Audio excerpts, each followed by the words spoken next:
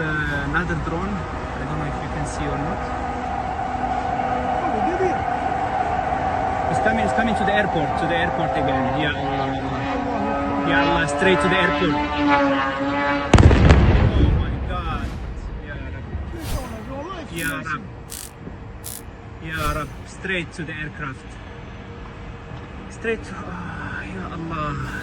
The sound arrives before the explosion, a low mechanical buzz, almost like a lawnmower in the sky. For a few seconds, it's just noise, annoying, distant, easy to ignore, and then the building erupts in flames. That sound is coming from one of the most disruptive weapons of modern warfare, a weapon so simple, so cheap, and so brutally effective that it's forcing the world's most powerful military to confront a question nobody in Washington wants to say out loud.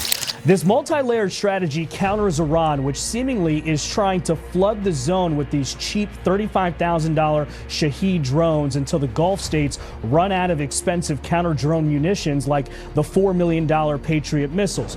Ukraine is also helping to fight Iran's drones. This is an ad for the Sting. It's a Ukrainian drone interceptor, a quadcopter that hunts and takes down Iranian drones. Ukraine and the UK have also developed an AI-powered interceptor called the Octopus, which has reportedly been discussed by the Gulf states in this war. Ukraine is an expert at drone fighting, dealing with swarms of Iranian drones fired by the Russians.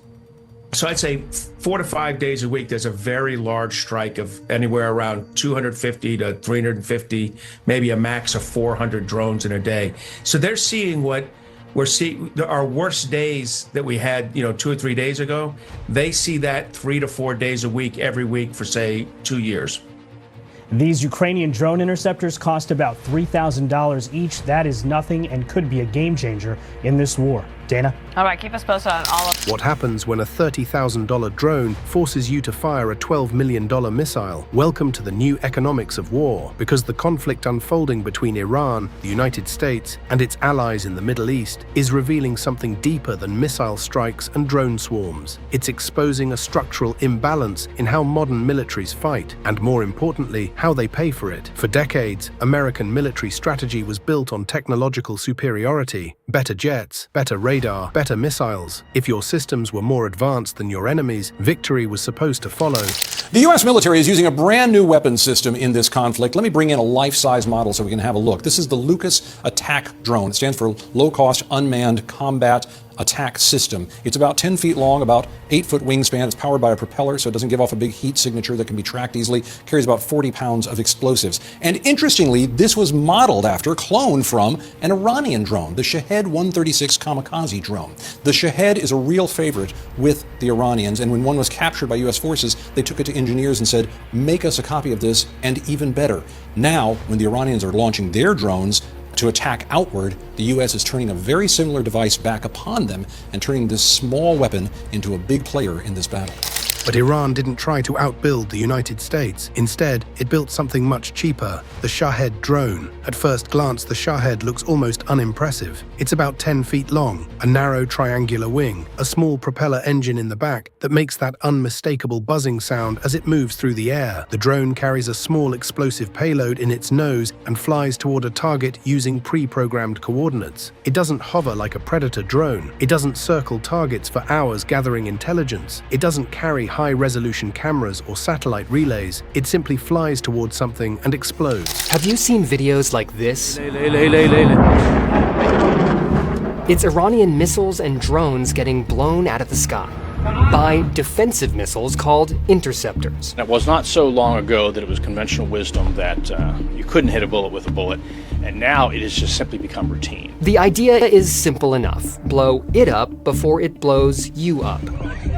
In the first days of this war, Iran fired over 500 missiles and over 2,000 drones at U.S. bases and other interests, Israel and Persian Gulf U.S. allies. Most haven't reached their targets, but some have. Every once in a while you might have one, unfortunately we call it a squirter, that makes its way through. And when that happens, the results can be deadly.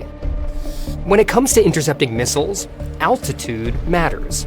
Iran's arsenal is loaded with medium and short-range ballistic missiles which fly briefly through space before re-entering Earth's atmosphere, and unmanned aerial systems or drones, which fly much lower.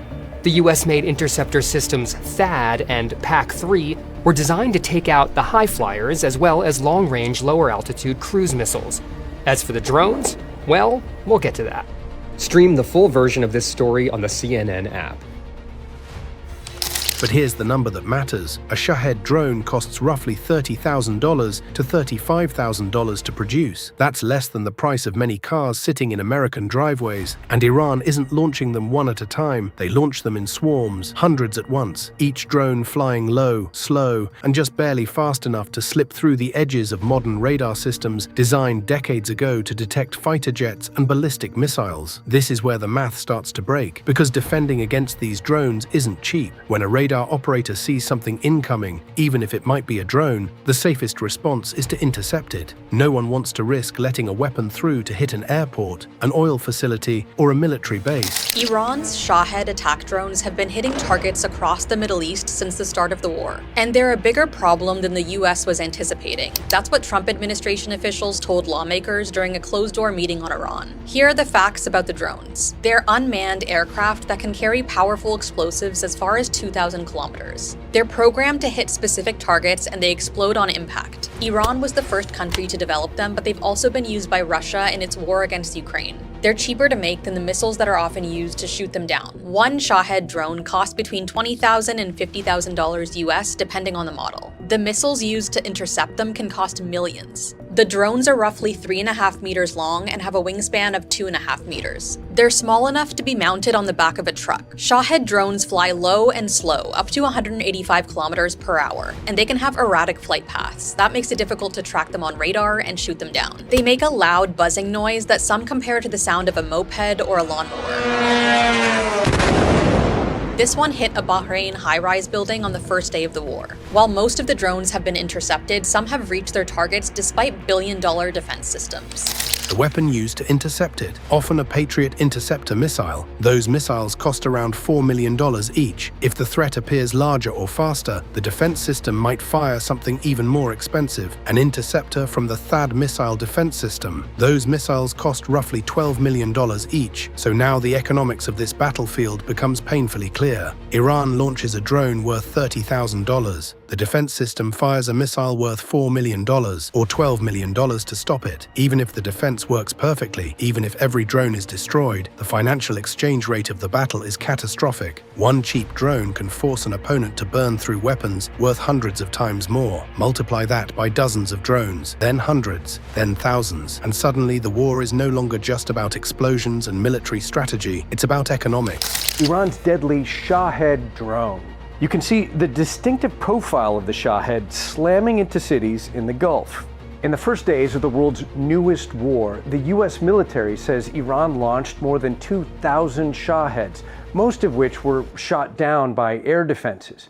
But it turns out Iran is also on the receiving end of these killer weapons. US Central Command's drone task force, called Task Force Scorpion Strike, launched countless one-way attack drones, achieving massive effects. I'd like to point out these drones were originally an Iranian design.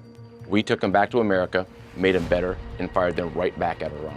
Iran released a propaganda video this week showing tunnels filled with an arsenal of Shahed drones. It's the same weapon that Iran supplied to Russia and that has been used for years to deadly effect against Ukrainian cities and towns. The US military calls its version of the Shahed the Lucas, or low-cost, unscrewed combat attack system. Whether Shahed drones or Shahed clones, these unmanned weapons are now a lethal symbol of modern-day warfare.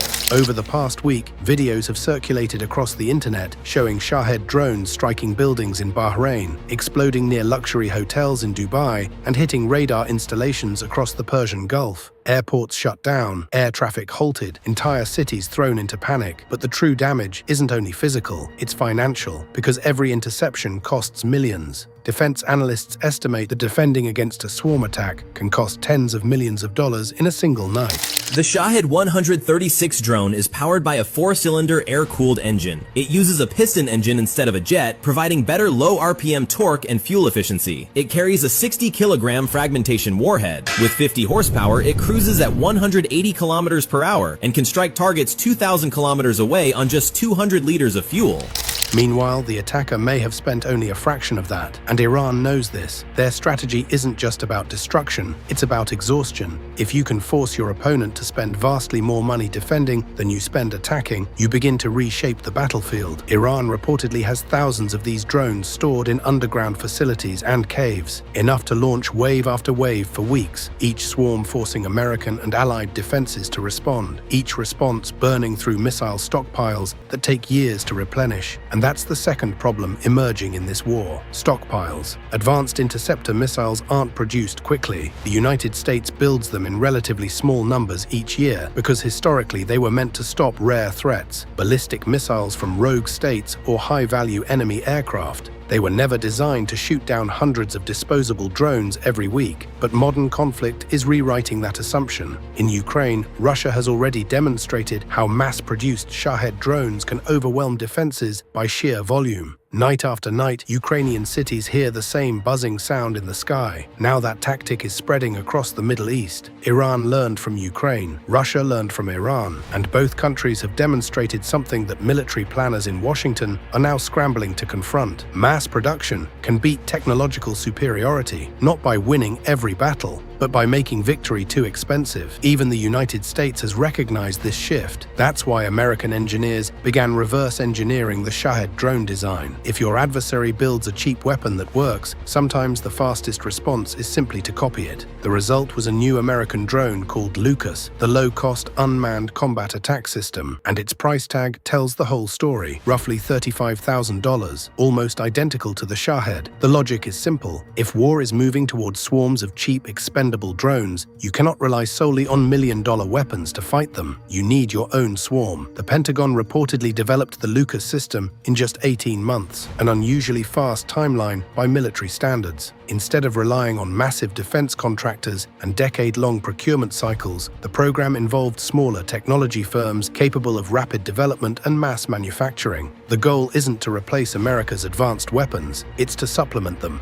A new kind of arsenal, one built on volume. Thousands of cheap drones launched alongside more sophisticated systems like Reapers, cruise missiles, and stealth aircraft, because modern warfare is increasingly becoming a hybrid of two extremes: highly advanced weapons that cost billions to develop, and simple weapons that cost almost nothing. Consider this comparison. A Tomahawk cruise missile can cost around $2.5 million.